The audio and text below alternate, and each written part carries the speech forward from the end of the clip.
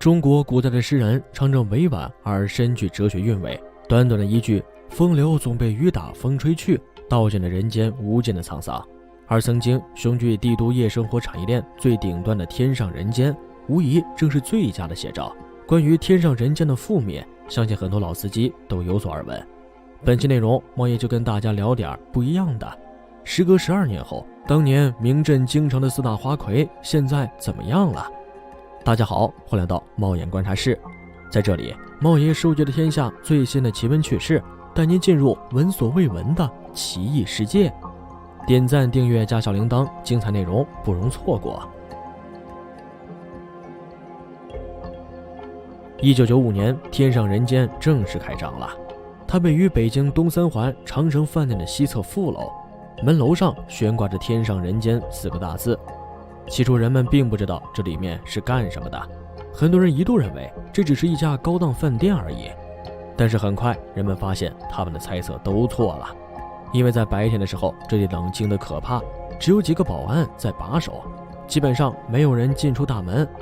可是一等到夜幕降临，这里就开始热闹起来了，接二连三的豪车陆续的驶进了停车场。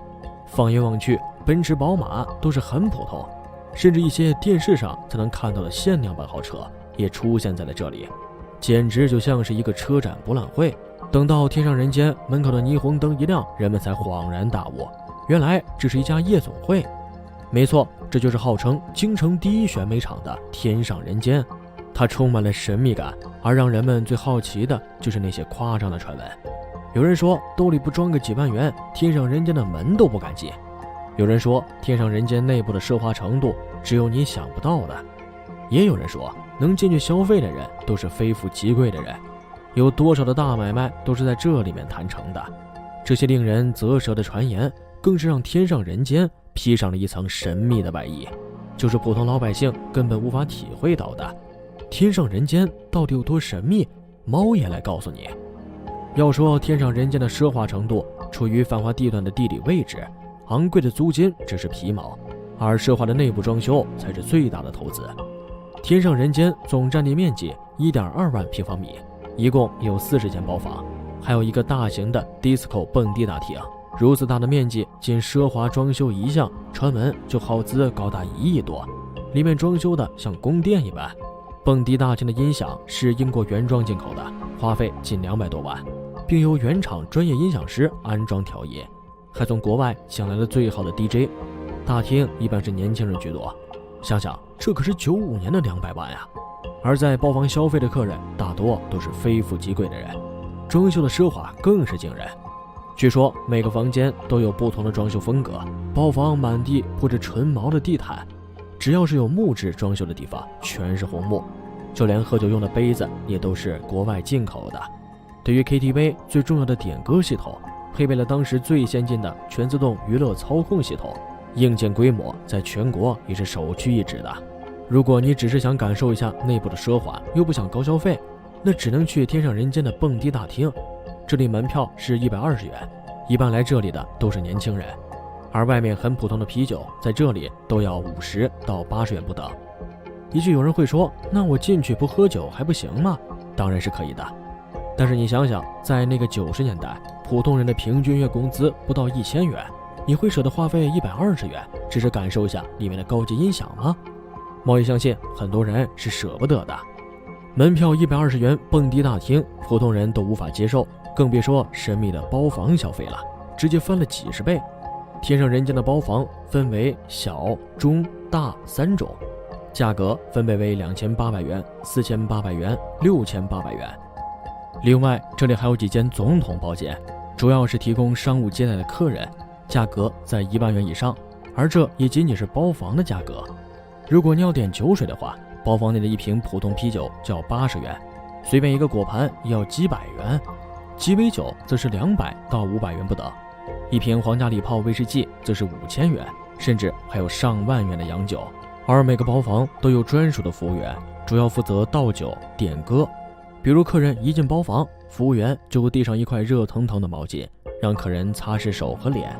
而这些看似简单的服务都是需要给小费的，最低500元。在天上人间想要办理会员卡，预存额度是从3万元到100万元不等。即使这样，每天办理会员卡的客人都要排队。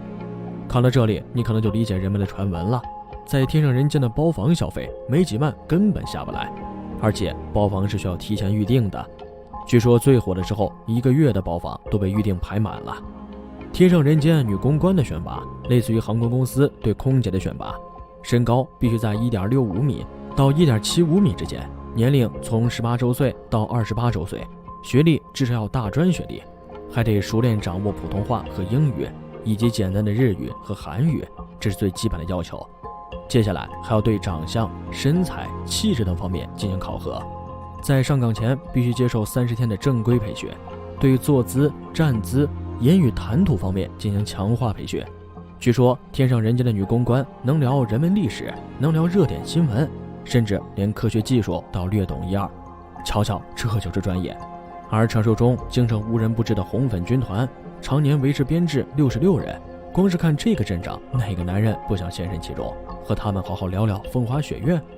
总之，这些让天上人间一举成为了全国最好的夜总会。去天上人间消费一度成为尊贵身份的象征。如果你是请客者，代表你有经济实力；如果你是被请者，代表你身份尊贵。有了这些招牌在手，天上人间当之无愧地成为了北京最知名的娱乐胜地。在天上人间众多的美女服务员中，被大家公认的4大花魁更是令无数男人向往。梁海玲是花魁之首，她身高1.72米，体重只有45公斤，皮肤白皙，面容姣好，声音有点像台湾的林志玲。梁海玲的颜值不算最高的，但她的情商高，会做人，也懂办事，深得顾客的欢迎。曾有位从日本过来的客户直接拿出3万作为见面礼。而让梁海玲闻名于天上人间的事件，是她接的第1单。一位台湾富商豪掷400万只为与梁海玲约会，那可是在90几年，北京人均工资只有2000左右。这一单，梁海玲就赚够了别人半辈子的钱。从此，梁海玲成了天上人间当之无愧的花魁，无人能及。巅峰时跟他聊个天就要5000元，喝杯酒1万。梁海玲还利用与富商们的关系做生意，而且做得很成功。他的身价曾高达数千万，上班都是开着价值400多万的奔驰跑车去的，够拉风吧？此外，梁海玲还包养了2个帅哥情夫，每人每月给2万工资，可以说相当豪横了。都说女人是水做的，温柔细润，但这个司玲在此基础上更胜一筹，她充分展示了女性的魅力。曾有人这样比喻司玲，见到她你才会明白为什么有些女人会被称作狐狸精。司玲身上就这种致命的魅惑，能牢牢地抓住男人的心，可见这个司玲的魅力有多大。所以大家就送给她一个绰号“狐媚娘”。司玲不仅长了一双媚眼，身材也是相当出众，当年以吹拉弹唱一条龙在京九城颇有名气。什么？为什么 KTV 里有吹拉弹唱？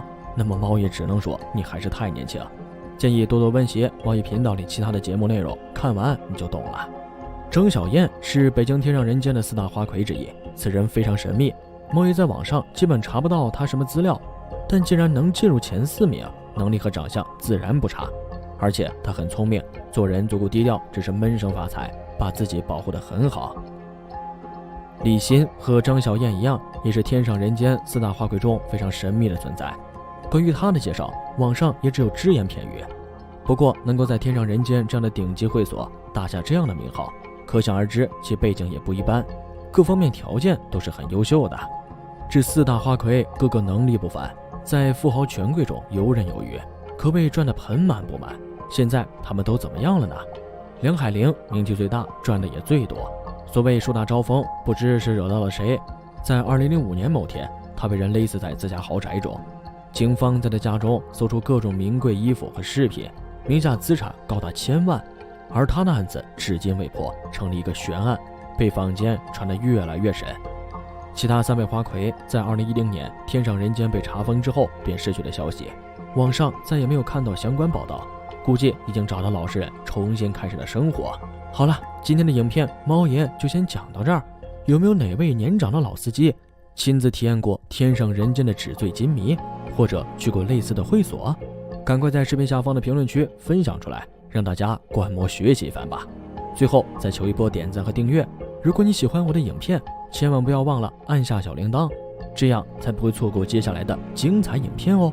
我们下期节目再见。